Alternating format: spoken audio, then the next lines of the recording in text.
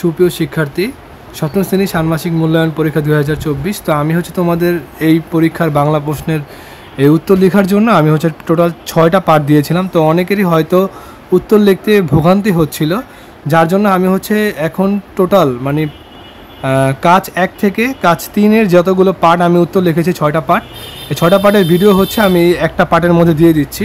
তো তোমাদের দেখো 1 নম্বরে যেই কাজ 1 ছিল সেখানে ক নম্বরে যেটার উত্তর ছিল সেটার উত্তর হবে এটা, যে আমার খুঁজে পাওয়া আমার এলাকায় এমন সমস্যা যার জন্য জনসচেতনতা প্রয়োজন। আমার খুঁজে পাওয়া সমস্যার মধ্যে ছিল বাল্যবিবাহ, যত ময়লা ফেলা, বৃক্ষ নিধন, শিশু শ্রম, আর বন্ধুর খুঁজে পাওয়া সমস্যা ছিল অতিরিক্ত শব্দ দূষণ, 2 বায়ু দূষণ, 3 এলাকার কিশোর গ্যাং। এটা তোমাদের কাজ 1-এর কয়ের উত্তর। তারপর আমরা চলে যাই কাজ ক্ষয়ের উত্তরে। তো আমার বাছাই করা 2টি বিষয় হলো বাল্যবিবাহ আর শব্দ দূষণ। তো জোড়ায় জোড়ায় আলোচনা থেকে যেসব বিষয় উঠে এসেছে সেটা এই যে এগুলো আমি বাল্যবিবাহ নিয়ে বয়োজ্যেষ্ঠ কারোর সাথে এবং শব্দ দূষণ নিয়ে অল্প বয়সী কারোর সাথে কথোপকথন হলে ভালো হয়, এটা দিলাম। তারপর 2-এ চলে যাই যে মর্যাদা রক্ষার জন্য বয়োজ্যেষ্ঠ ব্যক্তির সাথে মানি সর্বনাম এবং সমবয়সী সাথে ঘনিষ্ঠ সর্বনাম ব্যবহার করা যেতে পারে। তারপর 3-এ চলে যাই 2টি কথোপকথনের প্রসঙ্গের বাইরে যাওয়া যাবে না, লিখে দিলাম। তারপর আসি 4-এ কথোপকথনের মাঝে সরল, জটিল এবং যৌগিক বাক্য ব্যবহার করতে হবে, বিশেষ করে সমস্যা তুলে ধরতে যৌগিক বাক্য ব্যবহার করা যেতে পারে। তারপর দেখো সরল বাক্য হলো যেসব বাক্য একটি সমাপিকা ক্রিয়া থাকে, জটিল বাক্য একটি স্বাধীন ঘটন বাক্য এবং বা একাধিক অধীন খণ্ড বাক্য থাকে। যৌগিক বাক্যে 2 বা তার অধিক স্বাধীন বাক্য যোজক দিয়ে গঠিত হয়। তারপর আমরা চলে আসি যে আমাদের যেই কাজের ক্ষয়ের 2 নম্বর উত্তরটা ছিল সেটা নমুনা কথোপকথন। তো এটা দাদার সাথে বাল্যবিবাহ নিয়ে কথোপকথন। তো আমি দেখো এখানে আমি একটু স্থির করে লিখে দিলাম, কোনো কথা বলবো না, তোমরা এখান থেকে অ্যাসাস মেরে লিখে নিও। তো এই যে আমি প্রথম পার্টটা এখানে দেখাইলাম, এই দেখো। তো এটা শেষ। তারপর আমি চলে যাচ্ছি, দেখো পরবর্তীতে এই পার্টটা লিখবা।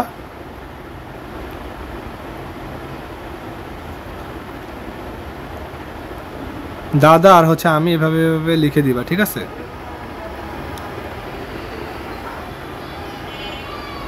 তারপর দেখো এখানে শেষ করে দিবা। তারপর দেখো স্যার নমুনা কথোপকথন আরেকটা যে ছিল যে বন্ধুর সাথে শব্দ দূষণ নিয়ে কথোপকথন করেছিলা, সেটা এখান থেকে লিখবা। দেখো এখান থেকেও স্ক্রিনশট মেরে নাও যাতে তোমরা সহজে লিখতে পারো।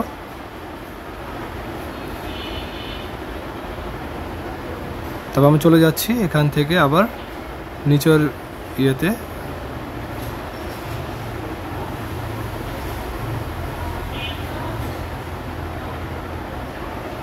এখানে লেখা শেষ হলে আবার চলে যাচ্ছি, নিচে চলে যাচ্ছি।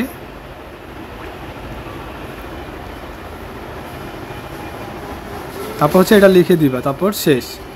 তারপর আমরা চলে যাব গতে, যে এবার কথোপকথনে ব্যবহৃত 3 ধরনের বাক্যের একটি করে নমুনা দেখাও, এরকম একটি ছক খাতায় এঁকে নাও। তারপর দেখো আমি ছকটা লিখলাম এখানে গয়ের উত্তর। এটা যে বাক্যের ধরন কথোপকথনে ব্যবহৃত বাক্য, আমি যে কথোপকথনে যে ব্যবহারগুলো করেছিলাম সেটাই এখানে লিখতে হবে।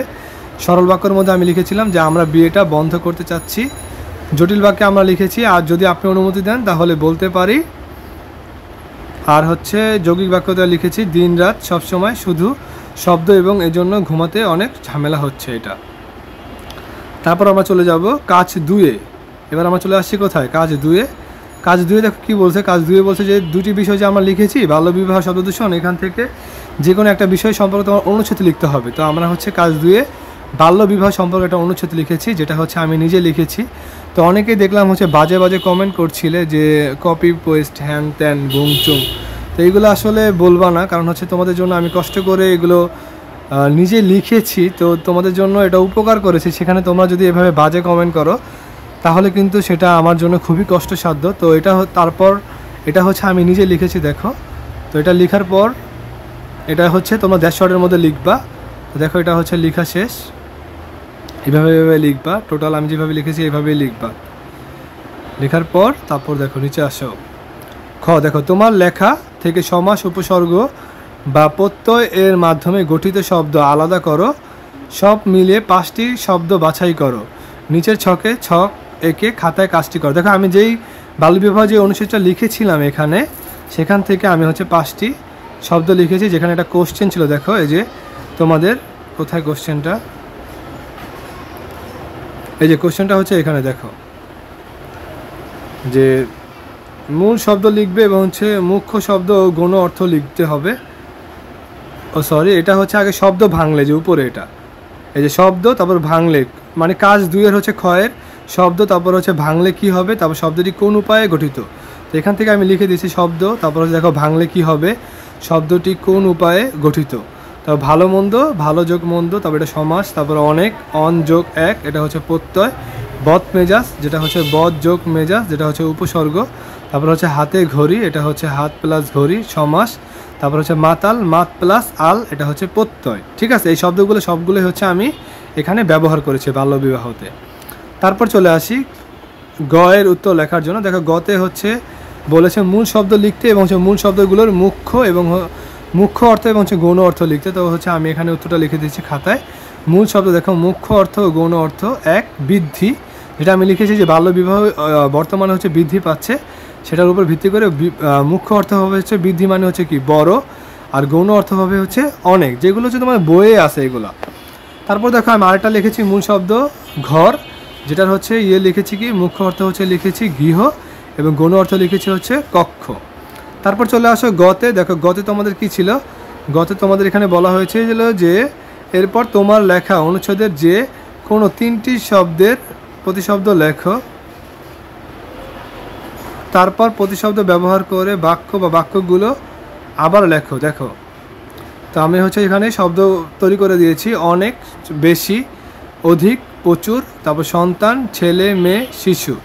তো এইগুলো হচ্ছে বাক্য লিখতে বলছে, যে এখন আমি বাক্যটা একটু লিখে দিই, বাক্যটা হয়তো মিস্টেক হয়েছিল তখন। তো এখান থেকে অনেক দিয়ে আমি লিখে দিচ্ছি বাক্য, লিখবা যে বর্তমানে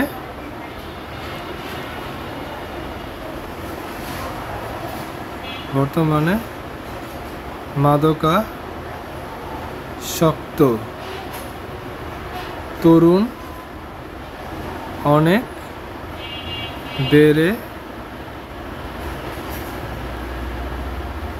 যাচ্ছে। ঠিক আছে, সন্তান, এখন আমরা সন্তান দিয়ে একটা লিখি বাক্য, যে আপনার সন্তানের খেয়াল রাখুন।